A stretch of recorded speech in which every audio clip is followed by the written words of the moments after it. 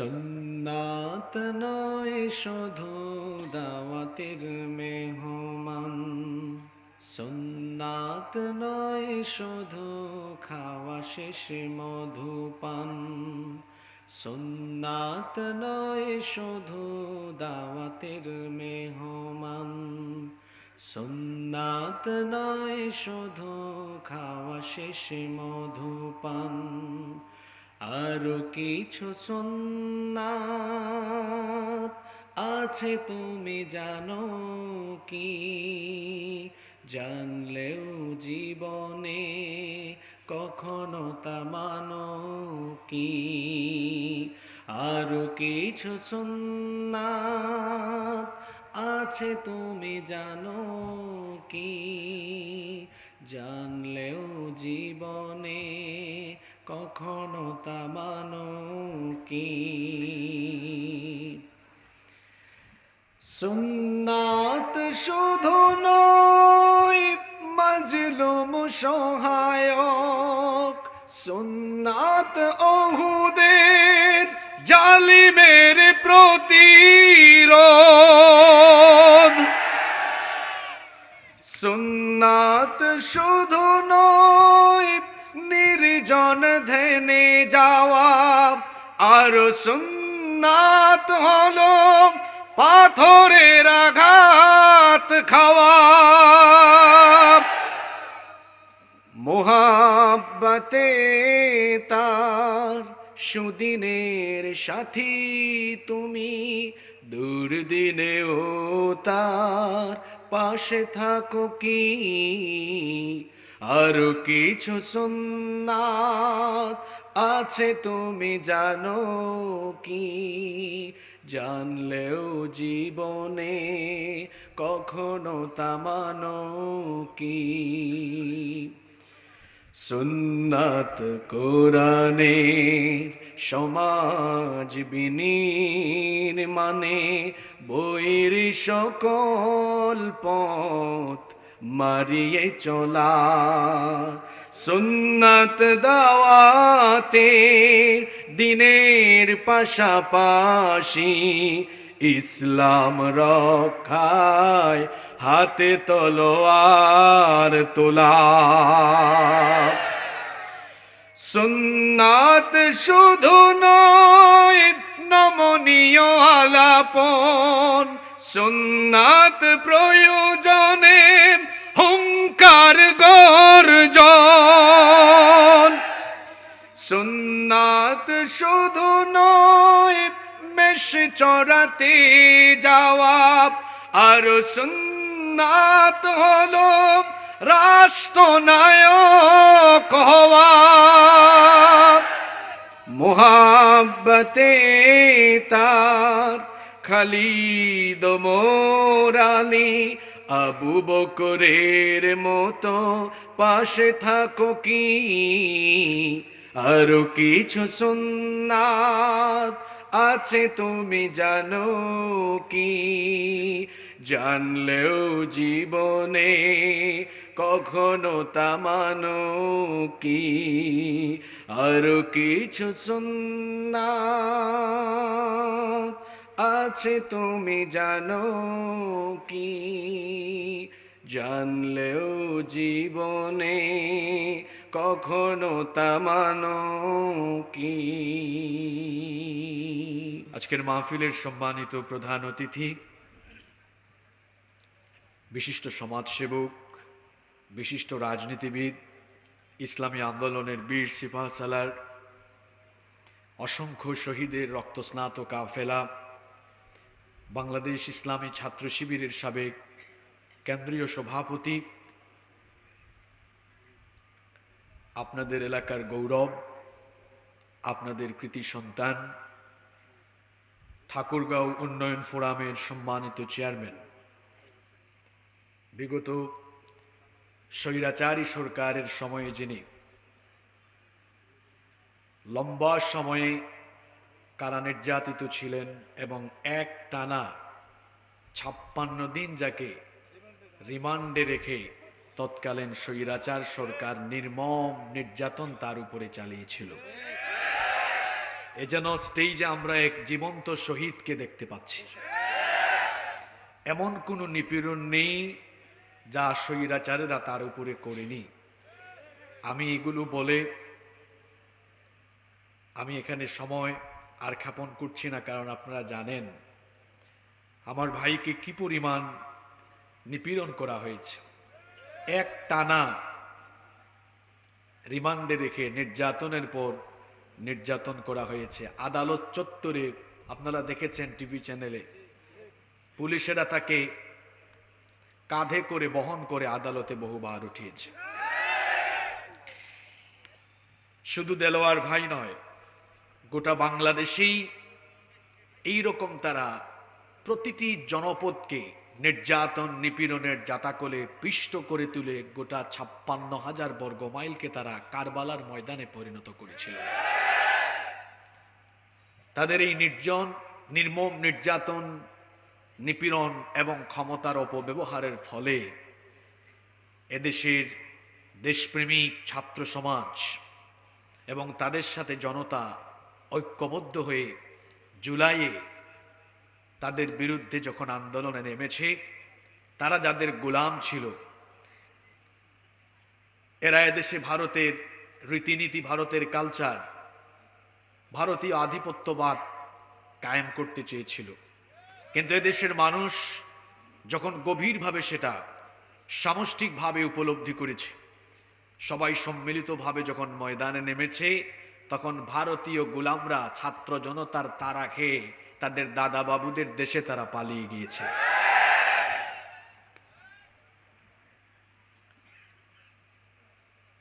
আপনাদের গৌরব, আপনাদের কৃতি সন্তান এ যুগের খাব্বাব ইবনুল আরাত দেলোয়ার ভাই, আমরা দোয়া করছি আল্লাহ তাআলা তাকে হায়াতান তয়্যিবাহ সিহহাতান কুল্লিয়া দান করেন এবং এই ঠাকুরগাঁওয়ের মানুষের উন্নয়নের জন্য আল্লাহ তাআলা তাকে কবুল করে নেন। মানুষের জীবনে সময় হচ্ছে সবচাইতে মূল্যবান সম্পদ। আরবিতে একটি প্রবাদ আছে, আল ওয়াক্তু কাসসাইফ ইল্লাম তাকতাহু ফাইন্নাহু কাতাক, অর্থাৎ সময় হলো ধারালো তরবারির মতো। এই তরবারি তার কাজ হলো আমরা জানি ক্ষতবিক্ষত করা, টুকরা টুকরা করা। ইল্লাম তাকতাহু ফাইন্নাহু কাতাক, সময়কে আপনি টুকরা টুকরা করতে পারবেন না, কিন্তু সময়ের অপব্যবহার যদি আপনি করেন, আপনার যৌবন, আপনার জীবন, আপনার কেরিয়ার, দুনিয়া আখেরাত সব ক্ষতবিক্ষত হয়ে যাবে, বিফল হয়ে যাবে, ধ্বংস হয়ে যাবে। এজন্য সময়কে কাজে লাগাতে হয়। গোটা দুনিয়ার সকল সম্পদ দিয়ে জীবনের ফেলে আসা সময়কে ফিরিয়ে আনা যায় না, কিন্তু সময়কে কাজে লাগিয়ে সম্পদ উপার্জন করা যায়। যেহেতু সময় মানুষের জীবনের সবচেয়ে গুরুত্বপূর্ণ মূলধন, সবচেয়ে গুরুত্বপূর্ণ সময়, তাফসির মাহফিলে, কোরআনের মাহফিলে বসে অহেতুক কথা বলে, আজে বাজে কথা বলে আমরা কোনো সময় নষ্ট করব না। মোনাজাতের আগ পর্যন্ত আল্লাহর কালাম আমরা আদবের সাথে শুনবো ইনশাআল্লাহ। কোরআন শোনার আদব আছে, কোরআন শোনার কি আছে? আদব আছে। আর এই আদব শিখিয়েছেন মোল্লা না আল্লাহ? কিভাবে আল্লাহর কালাম শুনতে হয়, কোরআনে কারীম শোনার আদব কেমন, রব্বুল আলামিন আমাদেরকে শিখালেন। আল্লাহ তাআলা বললেন, ইযা কুরিআল কুরআনু ফাসতামিউ লাহু ওয়া আনসিতু লাআল্লাকুম তুরহামুন। যখন কোরআন পাঠ করা হয়, যখন কোরআনের আলোচনা হয়, ফাসতামিউ লাহু, দিলের কান দিয়ে তা শ্রবণ করো। এমনটা যেন না হয় যে তোমাদের এক কান দিয়ে ঢুকিয়ে অন্য কান দিয়ে বের করে দিবে। এরকম অমনোযোগী হয়ে আল্লাহর কালাম শোনা যাবে না, বরং দিলের কান দিয়ে মনোযোগের সাথে আল্লাহর কালাম শুনতে হবে। এটা হলো 1 নাম্বার আদব। আর 2 নাম্বার আদব হলো আশেপাশে যারা আছে তাদের সাথে পারস্পরিক কথা বলা যাবে না, কনসেন্ট্রেশন ব্রেক করা যাবে না। আবুল তাবুল কোনো কথাবার্তা বলে সময় নষ্ট করা যাবে না। আল্লাহ বলছেন ওয়া আনসিতু, কোরআন পড়া হলে, কোরআনের আলোচনা হলে নীরব হয়ে যাও, চুপচাপ হয়ে যাও, কথাবার্তা বলো না। কারণ যখন আল্লাহর কথা শুরু হয় তখন আমার আপনার মতো দুর্বল বান্দার কথার কোনো দাম থাকতে পারে? সেই আল্লাহ বলছেন ওয়া আনসিতু, চুপচাপ হয়ে যাও, নীরব হয়ে যাও। এই দুটো কাজ যদি আমরা করতে পারি, এক নাম্বার হলো যদি আমরা মনোযোগী হতে পারি, দুই নাম্বার যদি আমরা নীরব থাকতে পারি, তাহলে কি হবে? আল্লাহ তাআলা বলছেন লাআল্লাকুম তুরহামুন, আশা করা যায় তোমাদের উপরে আল্লাহ রহম করবে। এই দুটো কাজ ঠাকুরগাঁওয়ের মানুষ করতে পারবেন তো ইনশাআল্লাহ? আপনারা খুব নীরব মানুষ, অ্যাক্টিভ শ্রোতা, খুব পছন্দ হয়েছে আপনাদেরকে আমার বাড়ি সিলেটে, আমাদের সিলেটেও এই পরিবেশ পাওয়া যায় আলহামদুলিল্লাহ। এই পরিবেশটাকে আমরা কয়েক মিনিট বজায় রাখতে পারবো ইনশাআল্লাহ। তাহলে চলুন আমরা আরম্ভ করি, আমরা স্টার্ট করি। আমাদের এই লাইফ, আমাদের এই জীবন একদিন শেষ হয়ে যাবে। Every soul will take the test of death. প্রত্যেকটি প্রাণসত্তাকে মরণের স্বাদ আস্বাদন করতে হবে। আমাদের জীবন হলো এমন, এর কোনো ওয়ারেন্টিও নাই, এর কোনো গ্যারান্টিও নাই। শেষ হয়ে যাবে এই জীবন। জীবন ঘড়ির কাঁটা একদিন থেমে যাবে, মৃত্যু অবধারিত। পৃথিবীতে সকল ধর্মের, সকল বর্ণের মানুষ, অনেকে স্রষ্টাকে অবিশ্বাস করে, পরকালীন জীবন বা পুনরুত্থানকে অস্বীকার করে, কিন্তু মৃত্যুকে অবিশ্বাস করে পৃথিবীতে একজন মানুষও। হিন্দু, বৌদ্ধ, খ্রিস্টান ভাই বোনদেরকে বলেন আপনারা মারা যাবেন, এটাকে অবিশ্বাস করেন? তারা বলবেন না, আমরা জানি সকলকেই একদিন মারা যেতে হবে। তবে আমাদের ঈমান এই জায়গায় ডিফারেন্ট। আমরা মরণের পরে পুনরুজ্জীবন, আল্লাহ আবার পুনরুত্থান ঘটাবেন, আমাদেরকে জিন্দা করবেন, জীবিত করে হিসেব চাইবেন। এই ঈমান আমাদের আছে, কিন্তু মুশরিকদের নাই। তো আমাদের এই জীবন, এটা বড় ক্ষণস্থায়ী জীবন। এর স্টার্টিংও আছে, এন্ডিংও আছে, শুরু আছে, শেষও আছে। কিন্তু আখিরাতের যে জীবন, এর শুরু হবে, কোনো শেষ, জোরে বলেন, শেষ হবে না। ওটাই আসল জীবন, ওটা স্থায়ী জীবন। আমরা পড়ে আছি অস্থায়ী জীবন। আমরা পড়ে আছি এই ক্ষুদ্র রং তামাশার জীবনের এই চাকচিক্যের মুহে পড়ে আমরা অনেকেই দিগ্ভ্রান্ত, পথভ্রষ্ট হয়ে গিয়েছি। অথচ আল্লাহ কি বলছেন? বাল তুসিরুনাল হায়াতাদ দুনিয়া ওয়াল আখিরাতু খায়রুন ওয়া আবকা। তোমরা দুনিয়াকে প্রাধান্য দাও, কিন্তু মুমিনের জন্য আখিরাত হলো উত্তম আবাসস্থল। সুবহানাল্লাহ। মারা যাওয়ার পরে প্রত্যেকটি মানুষ আফসোস করবে, নেককারও আফসোস করবে, বদকারও আফসোস করবে। আজকের আলোচনার টপিক হলো আফসোস। আলোচনার টপিক কি? আফসোস। আমি খুতবার ভেতরে যে আয়াত তেলাওয়াত করেছি ওইটা আফসোসের আয়াত। কোরআনে এরকম আফসোসের বেশ কয়েকটা আয়াত আছে। মরণের পরে প্রত্যেকটি মানুষ, জোরে বলেন তো, কি করবে?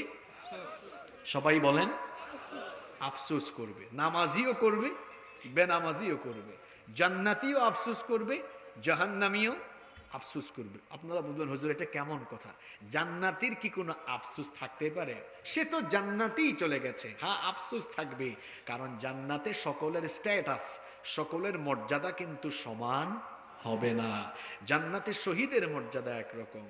জান্নাতে আমল অনুযায়ী যার যার ফয়সালা হবে, যার যার স্তর ভাগ হবে। কারণ জান্নাতকে 8টি স্তরে ভাগ যিনি করেছেন তিনি কে? জান্নাতেরও আফসোস থাকবে। কিরকম আফসোস? আসেন আমরা হাদিস থেকে জেনে নেই।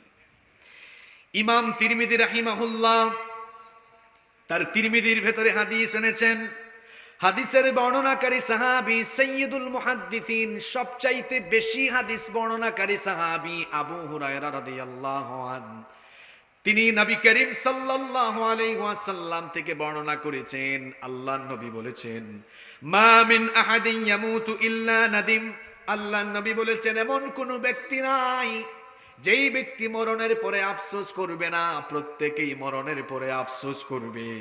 আর আফসোসটা, আল্লাহর নবী যখন এই কথা বললেন, সাহাবায়ে কেরাম তখন জিজ্ঞেস করলেন, ওয়া মা নাদামাতুহু ইয়া রাসূলুল্লাহ।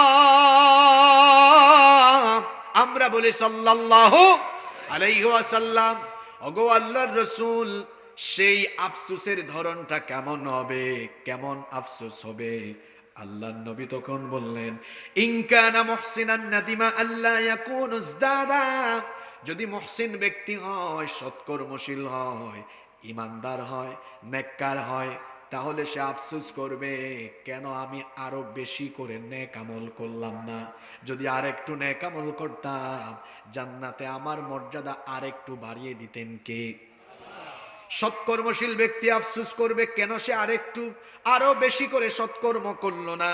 অন্যদিকে ওয়া ইন কানা মুসিআন নাদিমা আল্লা ইয়াকুনু নাযা, অন্যদিকে যে ব্যক্তি বদকার, দুরাচারী, পাপী, গুনাহগার, সেই ব্যক্তি আফসোস করবে, হায় রে হায়, কেন আমি দুনিয়াতে থাকা অবস্থায় নিজের জীবনকে পরিশুদ্ধ বানিয়ে তওবা করে কেন ঈমান আর আমল নিয়ে হাসরের ময়দানে আসলাম না। এই হাদিস থেকে বোঝা গেল সৎকর্মশীল ব্যক্তি সেও আফসোস করবে, আবার বদকার ব্যক্তি সেও আফসোস করবে। সৎকর্মশীলদের চাইতে অসৎকর্মশীলদের আফসোসের পরিমাণ হবে কম না বেশি? কিয়ামতের ময়দানে দুরাচারী, পাপাচারী, গুনাহগার, পাপিষ্ঠরা অনেক রকমের আফসোস করবে। আল্লাহ তাআলা সেই জাহান্নামীদের 9টি আফসোসের কথা কোরআনে কারীমের ভিন্ন ভিন্ন সূরার ভিন্ন ভিন্ন আয়াতে বলেছেন। আমরা যেন দুনিয়াতে থাকা অবস্থায় এই কাজগুলো করে আখিরাতে আফসোস না করি, এজন্য আজকেই আমরা এই কাজগুলো থেকে তওবা করে জীবনকে নতুন ধাঁচে সাজানোর জন্য আমরা আলোচনা শুনে সেই সিদ্ধান্ত নিয়ে বাড়ি যাব বলে ইনশাআল্লাহ। তাহলে কথা বলেন তো দেখি, জাহান্নামীরা কিয়ামতের ময়দানে জাহান্নামীরা মোট আফসোস করবে কয়টা বিষয়ে? আওয়াজ তো পুরুষের মতো হলো না, শরীফার মতো হয়ে গেছে। একটু শরীফের মতো বলেন তো, কয়টা? বীর পুরুষের মতো বলেন, কয়টা? উত্তরবঙ্গের মানুষ তো বীর, উত্তরবঙ্গের মানুষ সাহসী। এই সাহসিকতার সূচনা জুলাইয়ে করেছে উত্তরবঙ্গের বীর সন্তান আবু সাঈদ। বাংলাদেশের নতুন স্বাধীনতার সূর্যোদয়ের জন্য প্রথমেই জীবন দিয়ে শহীদ ঈদগাহে শামিল হয়ে লক্ষ লক্ষ তরুণ আর যুবককে শাহাদাতের ঈদগাহে শামিল হওয়ার প্রেরণা জুগিয়েছে এই রংপুরের বীর সন্তান আবু সাঈদ। আপনারা তো সেই অঞ্চলের মানুষ, হ্যাঁ? আপনাদের কণ্ঠের মধ্যে, গলার মধ্যে তো একটু অমর অমর ভাব থাকা লাগবে। এই তো, এটা অমর অমর ভাব আসছে, আল্লাহ কবুল করেন। জার্নি করে আসলাম আমি, কথা বলছি আমি, ক্লান্ত হয়ে যাচ্ছেন আপনারা, এটা হইলে তো হবে না। সবাই খেয়ে এসেছেন? চলবে তো কিছুক্ষণ? আজকে অনেক সুন্দর সুন্দর চমৎকার তথ্য আপনাদের জন্য নিয়ে এসেছি। পাশাপাশি এই সমকালীন সময়ে আমাদের কি করণীয় আজকে আল্লাহর কোরআন আমাদেরকে বলে দিবে। কারণ কোরআন হচ্ছে প্রবলেম সলভিং মেথোডোলজি, সকল সমস্যার সমাধানকারী গ্রন্থ এই কোরআন। এটি নাজিল করেছেন কে? তাহলে জাহান্নামীরা আফসোস করবে কয়টা বিষয়ে? 9টা। 1 নাম্বার আফসোস, প্রথমেই তারা আফসোস করবে, আহারে আমি যদি হাসরের ময়দানে হাজির না হয়ে আজকে যদি আমি মাটি হয়ে যেতে পারতাম। প্রথমেই কি আফসোস করবে? মাটি। কেন মাটি হওয়ার আফসোস করবে? এর একটা কাহিনী আছে, মুস্তাদরাকে হাকিমের ভেতরে এই হাদিস বর্ণিত হয়েছে। ময়দানে মাহশরে, হাসরের ময়দানে রব্বুল আলামিন দুনিয়ার সকল মানুষ, জিন, ইনসান এবং অন্যান্য যত প্রাণী আছে, যত জীবজন্তু, পশু পাখি আছে, সবাইকে আল্লাহ হাসরের মাঠে উঠাবেন। কিন্তু মানুষ ছাড়া সকলের হিসাব নিকাশ শেষ করে আল্লাহ বলবেন, তোমরা সবাই মাটিতে পরিণত হয়ে যাও। মানুষ এই দৃশ্য দেখবে, হাসরবাসীরা এই দৃশ্য দেখার পরে জাহান্নামীরা তখন বলবে, হায় হায় হায়, আমাদের সামনে তো বিচার আছে, আমাদের সামনে হিসাব আছে। যদি আমাদেরকে হিসাবের সম্মুখীন, বিচারের সম্মুখীন না করে যদি আমাদেরকে জাহান্নামে না দিয়ে ওদের মতো মাটি বানিয়ে দেওয়া হতো, তাহলে আজ আমরা হিসাব নিকাশ থেকে, জাহান্নাম থেকে বেঁচে যেতে পারতাম। কোরআনে কারীমের ৭৮ নম্বর সূরা সূরাতুন নাবায়ের ৩৯ নম্বর আয়াত থেকে রব্বুল আলামিন বলছেন, যালিকাল ইয়াউমুল হাক্কু ফামান শাআ ইত্তাখাযা ইলা রাব্বিহি মাআবা। আল্লাহ তাআলা বলছেন এটাই হচ্ছে সেই মহাসত্যের দিন, যে ব্যাপারে আল্লাহ ওয়াদা করেছেন এই দিন ঘটবেই ঘটবে, এটা সেই ওয়াদা করা দিন। ফামান শাআ আত্তাখাযা ইলা রাব্বিহি মাআবা। অতএব যে ব্যক্তি চাইবে সে তার রবের নিকট আশ্রয় গ্রহণ করতে পারবে। ইন্না আনযারনাকুম আযাবান করিবা। আল্লাহ তাআলা বলছেন নিশ্চয়ই আমি তোমাদেরকে নিকটবর্তী আযাবের ব্যাপারে সতর্ক করছি। কি সেই নিকটবর্তী আযাব? কোন সেই দিন? আল্লাহ বলছেন ইয়াউমা ইয়ানজুরুল মারউ মা কদ্দামাত ইয়াদাহু ওয়া ইয়াকুলুল কাফিরু ইয়া লাইতানি কুনতু তুরাবা। সেই দিন দেখা যাবে মানুষ দুই হাতে যা কামাই করেছে তাদের কর্মলিপি হাজির হয়ে গিয়েছে। সেই দিন কাফেররা আফসোস করবে, কাফেররা আফসোস করে বলবে ওয়ায়াকুলুল কাফিরু ইয়া লাইতানি কুনতু তুরাবা। হায় আফসোস, আজ যদি আমি মাটি হয়ে যেতাম। আমার তো আমল নামা ভালো না, আমি যা করে এসেছি সব তো খারাপ। আমার আমল নামায় নামাজ নাই, আমার আমল নামার মধ্যে পিতামাতার খেদমত নাই, আমার আমলে রাতের তাহাজ্জুদ নাই, আমার আমলের ভেতরে মানুষের সেবা নাই, বরং আছে উল্টা।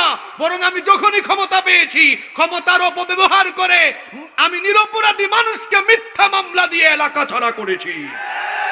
আমার গোটা আমল নামা তো এইরকম অপকর্ম দিয়ে ভরপুর।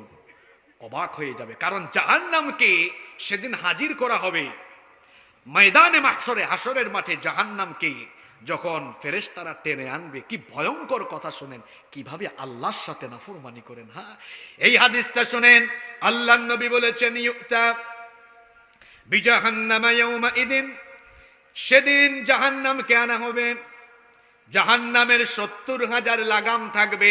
জুড়ে বলেন কত হাজার? 70,000 লাগাম থাকবে। জাহান্নামে তো সাংঘাতিক জায়গা, যার লাগাম আছে 70,000।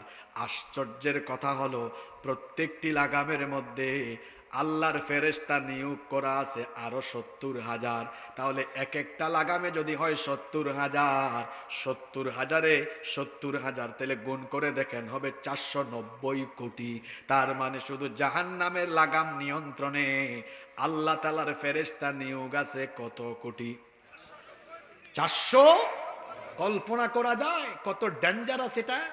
জাহান্নাম আফসোস করে করে তারা বলবে হায় হায় হায়, দুনিয়াতে কেন নেক আমল করে কিছু নেক আমল আমি আগেই পাঠিয়ে রাখলাম না। যদি নেক আমল করতাম আজকে সেগুলো আমার কাজে লাগতো। কিয়ামতের ময়দানে আমল ছাড়া অন্য কোনো কিছু কাজে লাগবে।